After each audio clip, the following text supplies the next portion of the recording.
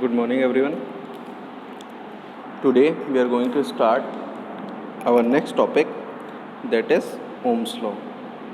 Ohm's law states that the current flowing through a conductor is directly proportional to the potential difference V applied across the ends of the conductor, provided physical conditions of the conductor such as temperature, mechanical strain, etc. are kept constant.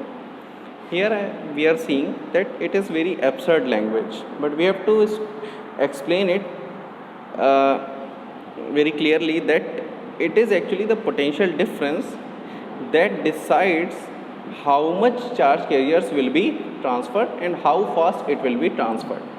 It means the Ohm's law is actually, just because this definition was taught in class 10th, and now we are considering these charge carriers at microscopic levels. तो यहाँ पे हमें जो भी कुछ समझना है वो माइक्रोस्कोपिक लेवल पे समझना है और चार्ज कैरियर्स के थ्रू समझना है। तो वहाँ ये काफ़ी वेग सा था कि वोल्टेज करंट के डायरेक्टली प्रोपोर्शनल होता है, और जैसे जैसे हम वोल्टेज इंक्रीज़ करते हैं वैसे वैसे हमारी करंट इंक्रीज़ करती है, और इस तरह से वोल्टेज करंट डायरेक्टली प्रोपोर्शनल होते हैं। ठीक है, तो यहाँ पे जो स्टेटमेंट इसका है वो सिंपल यही है कि current is proportional to voltage. अभी हम इसके बारे में डिटेल में और पढ़ेंगे आगे। It means V by I अगर मैं करूँ, there is some variation, some kind of, there is proportional quantity, V is proportional to I, or we can say V by I is equals to some constant. It means ratio is maintained, ratio हमेशा maintained रहता है। यहाँ जो मैंने एक constant of proportionality use किया, इसे हमने पहले भी पढ़ रखा है। ये होता है resistance, जिसको हम नाम देते हैं। फिलहाल हम इसको एक constant कह देते हैं। It is a constant। ठीक है, where what is R? R is actually resistance of that conductors which we are using। ठीक है, यहाँ क्लियर है कि अभी हमने रेजिस्टेंस को प्रॉपर डिफाइन नहीं किया। जितना हमारी बेसिक नॉलेज है उसके अकॉर्डिंग रेजिस्टेंस किसी भी तरह की रुकावट होती है जो किसी कंडक्टर में चार्ज के फ्लो के दौरान होती है। ठीक है, तो यहाँ कुछ बेसिक चीज़ें समझने की ज़रूरत है। जैसे अगर हम इनका वेरिएशन चेक करें, पोटेंशियल बदलने के साथ साथ करंट कैसे वेरी करता है, तो क्लियर है, अगर इस एक्सिस पे पोटेंशियल है, इधर करंट है, then according to this statement which is direct proportionality, we have some kind of straight line passing through the origin. Why? Because when potential is zero, the current should be zero. So this is our relation between V and I. And this constant variation, this straight line is actually Ohm's law। यानी V और I के बीच में अगर हम plot बनाएं और वो एक स्ट्रेट लाइन बने तो ये Ohm's law है। Ohm's law का यही स्टेटमेंट है। अगर यही कर्व ऐसे कर्व फॉर्म में हो जो एक स्ट्रेट लाइन ना हो तो वो Ohm's law फॉलो नहीं कर रहा है वो मटीरियल। ठीक है, कई बार ऐसा होता है जब टेम्परेचर बढ़ाते हैं तो ये जो एक कॉपर वायर अगर हमने यूज़ किया, टेम्परेचर बढ़ा के हमने उसका वोल्टेज और करंट के बीच में रिलेशन देखना चाहा, तो हम देखते हैं कि ये प्रोपोर्शनलिटी साइन, ये प्रोपोर्शनलिटी जो स्ट्रेट लाइन है ये लूज़ कर जाती है। इसका मतलब ये प्रोपोर्शनलिटी या तो फिर ये कांस्टेंट ऑफ प्रोपोर्शनलिटी जो इसको सीधा बना के रखे हुए है, ये टेम्परेचर डिपेंडेंट है, कंडीशंस पे डिपेंड करता है। ये सब चीज़ अभी हमें आगे पढ़ना है। तो ओम्स लॉ का ये स्टेटमेंट है, ये कर्व है, और कर्व से हम रेजिस्टेंस की वैल्यू कैसे निकालेंगे। देखिए हमने रेजिस्टेंस को कैसे डिफाइन किया, V बाई I, लेकिन ये तो IV कर्व है, तो यानी यहाँ हम अगर मान लीजिए इस स्लोप का कर्व निकालना चाहें, कर्व का स्लोप निकालना चाहें, तो ये मैंने कहा AB कर्व है। AB, इस पॉइंट को मैंने कह दिया C। अब देखिए इस लाइन का स्लोप निकालने के लिए आपने सीखा है स्लोप ऑफ IV कर्व। देखिए मैं यहाँ प्रॉपरली IV कर्व लिख रहा हूँ। इतना बेसिक समझ लीजिए कि V और I के बीच में जो रिलेशन है ये प्रोपोर्शनलिटी, ये जो स्लोप है ये चेंज होता है अगर हम आई वी ग्राफ लें या वी आई ग्राफ लें, दोनों में चेंज आ जाता है। कैसे? स्लोप क्या होगा आई वी कर्व का? Perpendicular will be this and base will be this, so this is B C by A C, and this slope is actually, if I say this relation, this value of current is I, for from here to here it is I, and from here to here it is V, then it is I by V, but it is actually I by V, V by I here is defined as I, so it is 1 by R, so slope of IV curve is 1 by R, ठीक है, यानी इसका slope क्या होगा 1 by R, ना कि R, ठीक है, IV कर्व का, ये IV कर्व है, करंट वोल्टेज कर्व है। सिमिलरली अगर हम एक VI कर्व ड्रॉ करें तो ये क्या होगा V by I होगा, लेकिन प्रैक्टिकल एप्लीकेशन में चूँकि ये IV कर्व ही एक्चुअल प्रैक्टिकल ग्राफ है, क्यों? क्योंकि वोल्टेज बढ़ाते हैं तभी करंट वेरी करती है, करंट बढ़ा के हम वोल्टेज चेंज नहीं कर रहे होते हैं, ठीक है, इसलिए एक्स एक्सिस पे हमेशा वोल्टेज, वाई एक्सिस पे हमेशा current, independent variable V, dependent variable I। तो ये ओम्स लॉ का स्टेटमेंट और ग्राफ है। अब हम ओम्स लॉ के अपने इस 12th लेवल पे जो हम नई चीज़ें पढ़ते हैं उस पे आते हैं। Now we will define this Ohm's law according to our basic studies, that is drift velocity, जो कि एक्चुअल उसके माइक्रोस्कोपिक लेवल पे चार्ज कैरियर्स का मोशन है। तो देखिए वो क्या होगा, डिडक्शन ऑफ ओम्स लॉ हम कह सकते हैं, deduction of Ohm's law. It is quite easy. Consider your conductor in which current is following is of length small l। consider conductor of length L.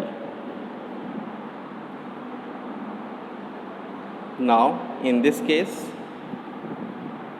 if we are applying voltage or you can say potential difference also, V, आप potential difference भी लिख सकते हैं, potential difference across conductor, then electric field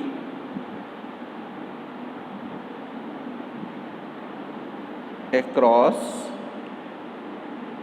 conductor will be how much? Potential divided by the length of the conductor, V by L। ये हमने पहले बहुत बार पढ़ रखा है। Now take it as equation 1। Now since drift velocity, अगर आपने previous lecture properly देखा है तो drift velocity VD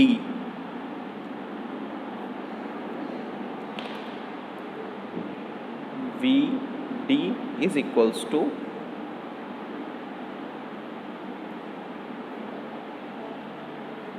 E tau by m, ठीक है, VD is equals to E tau by m, ये हमने पढ़ा था। इसी को यहाँ फुल्ली अप्लाई कर देना है। Put E tau by m, then VD is equals to E V by L, m भी रहेगा और tau भी रहेगा, ठीक है ना। Now next is, as we know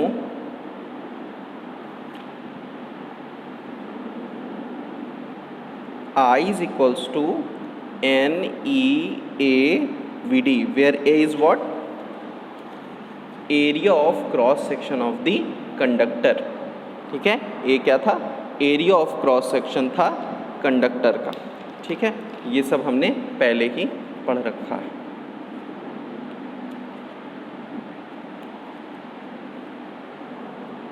This. Now put all these things together. This is equation 2, this is equation 3. Now put I N E A V D, I N E A तक तो ठीक है, V D यहाँ से उठा के second से रख लिया, E by M V by L tau. Alright, so this will be N E square A tau, it is actually capital V, by M L, take it all together and put V here, I here. Now see, these all are physical properties which could be constant for any particular conductor at a particular voltage. देखिए 1 by 1 n number of charge carriers, number density of charge carriers, मतलब charge carriers per unit volume, ये किसी conductor के लिए निश्चित होता है। Conductor बदल देंगे, कोई और मटेरियल ले लेंगे तो हो सकता है n चेंज हो जाए, लेकिन एक कंडक्टर के लिए same. E charge is always constant, value of E। A cross section area, अगर आप एक तार लेते हैं तो उसकी जो थिकनेस है या रेडियस है, तो क्रॉस सेक्शनल रेडियस वो चेंज नहीं हो रही। M आपको पता है जो चार्ज कैरियर है उसका मास, ठीक है, कौन सा चार्ज कैरियर यहाँ मूव करता है, इलेक्ट्रॉन्स। L यहाँ पे लेंथ है, लेंथ भी। तो यानी अगर हम इन फिजिकल कंडीशंस को सेम रखें, अब टाउ के बारे में फिर डिस्कस करेंगे, पहले फ़िलहाल अगर हमारी ये सारी कंडीशंस जो हैं ये सभी कांस्टेंट रहती हैं किसी गिवन टेम्परेचर पे, एट अ गिवन टेम्परेचर। अभी एक चीज़ और क्लियर हो जाएगा, at a given temperature and, दो अलग अलग मैंने लिखा है, and for given value of n l A. देखिए एन एल ए M और E तो फिक्स है, तो एट अ गिवन टेम्परेचर का मतलब क्या है, यहाँ एक और क्वांटिटी है टाउ। टाउ क्या होता है, टाउ है relaxation time, average relaxation time. Last video में हमने देखा कि रिलैक्सेशन टाइम टेम्परेचर डिपेंडेंट है, मतलब अगर हम टेम्परेचर बढ़ाते हैं तो एक्साइटमेंट ज़्यादा है, और जब एक्साइटमेंट ज़्यादा है तो चार्ज कैरियर्स बहुत ज़्यादा जल्दी मूव करेंगे, और जो एक टक्कर के बाद दूसरे टक्कर के बीच का टाइम पीरियड है, it means relaxation time period between two successive collisions, that will be smaller और that will change the equation. So tau is actually depends upon the temperature, that is why we need to take temperature as constant, और we need to calculate this relation or they produce this relation at a particular temperature। ठीक है, तो Ohm's law की दो basic condition है जो आप 12th में हमेशा याद रखेंगे, that is at a given temperature and at same physical conditions और कांस्टेंट फिजिकल कंडीशन। आप जब भी बोलेंगे ओम्स लॉ तो इसमें ये चीज़ ज़रूर जुड़ा रहना चाहिए। ठीक है, अब देखिए यहाँ पे आपको क्या दिख रहा है, अगर ये सारी चीज़ें कांस्टेंट हो गई तो ये V और I के बीच में I a constant and this is multiplied by V, so it is actually I is proportional to V, that is why we can say I is proportional to V at a given temperature and for constant physical condition। So this is our Ohm's law, this is Ohm's law. ये derivation है कि अगर आपको drift velocity से Ohm's law define करना हो तो आप कैसे स्टार्ट करेंगे और किस तरह से लेके आगे बढ़ेंगे। अब यहाँ पे एक क्वांटिटी हमने बहुत ज़्यादा स्टडी कर ली, R। ठीक है, रेजिस्टेंस। तो रेजिस्टेंस क्या चीज़ होती है, as we know resistance is some kind of stoppage और some kind of braking of the motion or the movement of charge carriers. So we will study resistance here. Now electrical resistance, it is some kind of obstruction posed by the conductor. We can write it like this: obstruction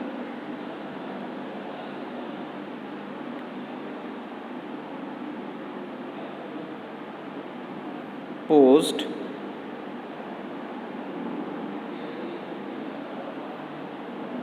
by the conductor to the flow of electric current through it. All right.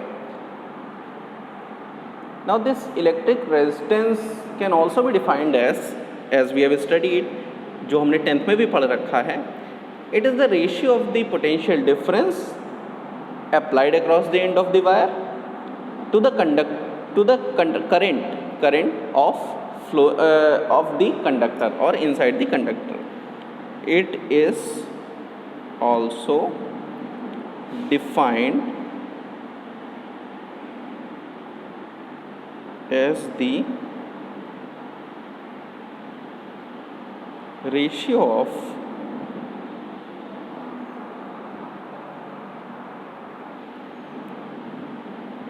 potential difference V applied across the ends of a conductor. Language is very important. We have to focus on all these minor details. Ends of the conductor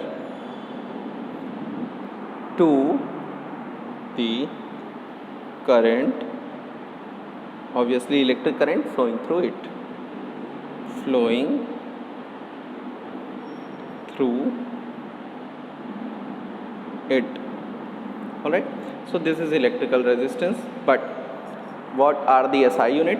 We can write R is equals to V by I. And what are the SI unit? SI unit is ohms. इसका आप symbol देखिए, कुछ इस तरह का है, और 1 ओम कितना क्वांटिटी होती है? ऑब्वियस है 1 वोल्ट 1 एम्पियर, यानी एक कंडक्टर में अगर 1 वोल्ट अप्लाई करने पे, 1 वोल्ट पोटेंशियल डिफरेंस अप्लाई करने पे उसमें करंट जो 1 एम्पियर जनरेट होती है, then the resistance of that conductor will be 1 ohms. ठीक है, तो आप 1 ओम की डेफिनेशन भी आपसे पूछी जा सकती है. Now the dimension, it is very clear. Dimension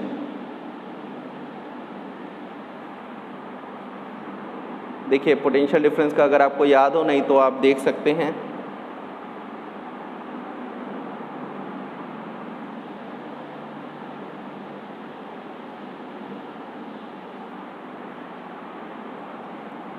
ठीक है,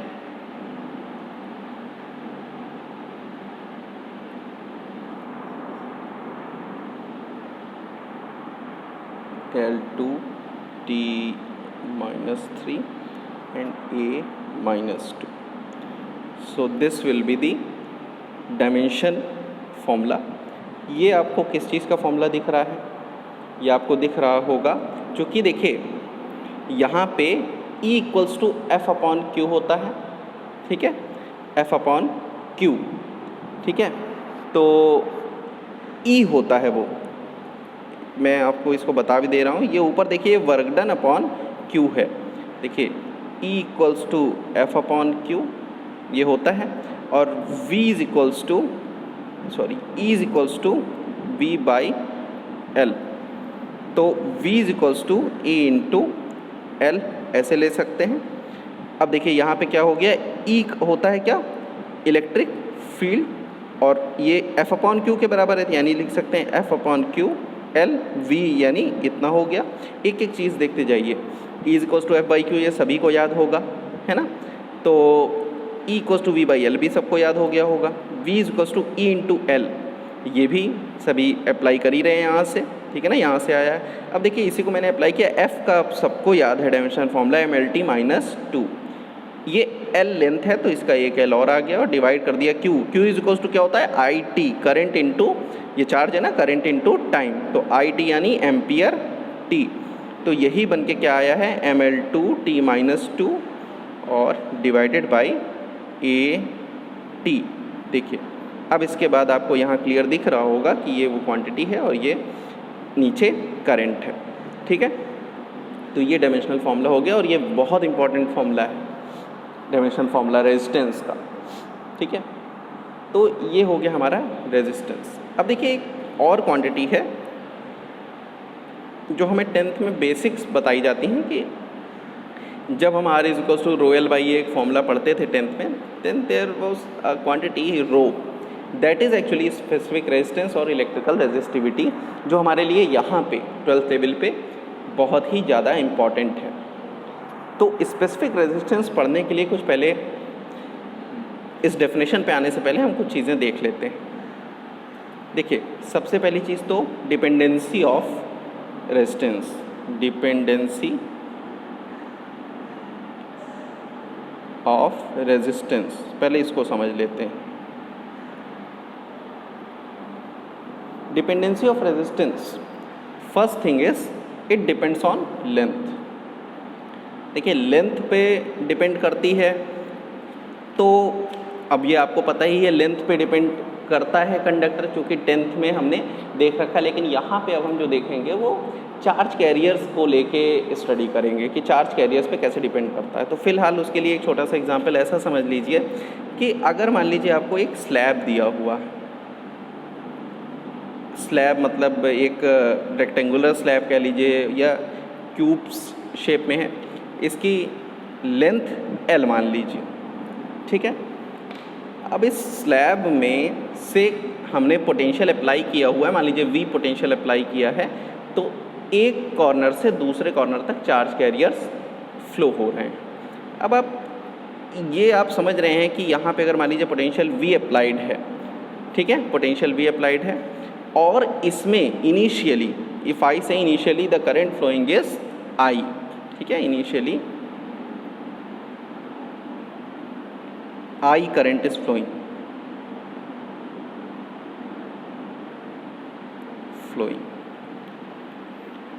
it means number of charge carriers कुछ होंगे जो इधर से इधर मूव करते होंगे पर सेकेंड, ठीक है। तो अगर मान लीजिए मैंने यहाँ पे एक स्लैब और ऐसे ही बढ़ा दिया, सेम लेंथ का, सेम मटेरियल का, सेम डायमेंशनल वैल्यूज़ का, सेम ही एल लेंथ का बढ़ा दिया, अब जाहिर है कि उसी करंट को या उसी चार्ज कैरियर्स को जितना था लेंथ उससे डबल मूव करना पड़ेगा, क्योंकि ये पोटेंशियल यहाँ से यहाँ V हमने कहाँ लगाया, ये एंड टू एंड हमने V यहाँ पे लगा दिया, जो स्लैब्स दोनों स्लैब्स के एंड्स के बीच में लगा दिया। दोनों ही स्लैब्स की लेंथ बराबर थी, यानी चार्ज कैरियर्स जो मूव कर रहे थे उनको ज़्यादा कोलिजन्स होंगे और ज़्यादा लंबा पाथ, लॉन्गर पाथ मूव करना पड़ेगा एक एंड से दूसरे एंड तक जाने में, ठीक है।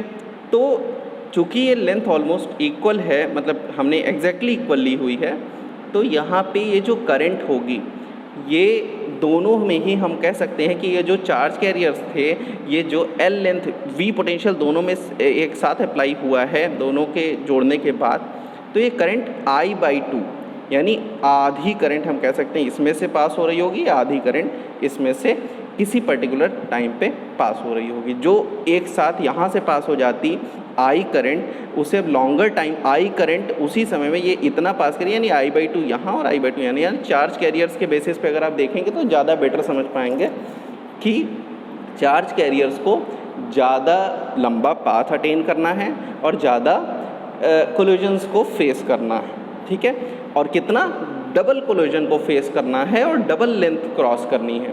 तो इसलिए यहाँ पे एक स्लैब से I/2 करंट पास होती है, ठीक है। तो हम ये देख पा रहे हैं कि एक्चुअल में ये जो करंट की वैल्यू है स्लैब में, ये क्या हो जाती है, सेम पोटेंशियल के लिए I/2 करंट पास होती है, सेम पोटेंशियल के लिए I/2 करंट पास होती है। देखिए I/2 करंट, यहाँ भी I/2, यहाँ भी, ये दोनों जुड़ेगी नहीं क्योंकि करंट यही करंट आगे बढ़ रही है, लेकिन उस पर्टिकुलर लेंथ के लिए कितनी करंट आगे बढ़ रही है, I/2, ठीक है। तो हम कह सकते हैं कि असल में करंट आधी हो गई है, पर यूनिट टाइम जो चार्ज कैरियर इस लेंथ से पास कर रहे थे वो आधे हो गए हैं। तो R = V/I/2। तो रेजिस्टेंस कितना हो जाएगा, दुगना हो जाएगा, 2 टाइम्स ऑफ V/I। तो इनिशियल ये नया जो रेजिस्टेंस होगा वो 2 टाइम्स ऑफ V/I। इसका मतलब हम कह सकते हैं R देखो दुगना हो गया, तो R is proportional to L। Similarly second case, अगर एरिया ऑफ क्रॉस सेक्शन की बात करें तो एरिया ऑफ क्रॉस सेक्शन में अगर मान लीजिए हमने एक स्लैब लिया, ठीक है, और इस स्लैब को ये टोटल L लेंथ का था, ठीक है। अब इस L लेंथ वाले जो कंडक्टर ये जो भी कुछ था, मान लीजिए इसकी ये थिकनेस भी L थी, ठीक है। मैंने थिकनेस के अक्रॉस ऐसे करके आधा काट दिया, यानी आधा ऊंचाई L/2 ऐसे और ये L/2 ऐसे। तो अब देखिए चार्ज कैरियर्स को, चूँकि देखिए अगर ज़्यादा दूर दूर हो के आराम से वो ट्रेवल कर सकते हैं तो उनमें कोलिजन्स कम होगा, लेकिन अगर पास पास हो गए तो उनमें कोलिजन्स बढ़ जाता है, ठीक है। और कोलिजन्स बढ़ जाएगा तो इतना है कि वो कोलिजन्स ज़्यादा हो रहा है, यानी जल्दी जल्दी टक्कर हो रही है, ठीक है, और रिलैक्सेशन टाइम उनका कम हो रहा है ना, जल्दी जल्दी टक्कर हो जा रही है। तो यहाँ पे ये करंट की वैल्यू, ये चूँकि ये कम एरिया ऑफ क्रॉस सेक्शन से उतने ही करंट पास हो रहे हैं, तो ये जो यहाँ पे थिकनेस हो गई, ये ओवरऑल हाफ से ही चार्ज कैरियर्स पास कर रहे हैं। तो जो करंट होगी वो फिर से हाफ डिस्ट्रीब्यूट हो जाएगी और असल में आधी करंट ही उसके अंदर से पास करेगी। या तो फिर हम इसको ऐसे भी समझ सकते हैं, जब हम यहाँ पे जो एक एरिया ऑफ क्रॉस सेक्शन को कम करते हैं तो फ्री इलेक्ट्रॉन्स जो रहते हैं उनको पास होने में या मूव करने में दिक्कत होती है, क्योंकि क्रॉस सेक्शनल एरिया कम हो जाता है। तो यहाँ पे हम ये कह सकते हैं कि रेजिस्टेंस को, ये जो रेजिस्टेंस नया है ये एरिया के इन्वर्सली प्रोपोर्शनल है, एरिया घटाने पे रेजिस्टेंस बढ़ जा रहा है। क्यों? क्योंकि कम एरिया में ज़्यादा कोलिजन्स होने लग जा रहे हैं, ठीक है। तो ये दो डिपेंडेंसी थी।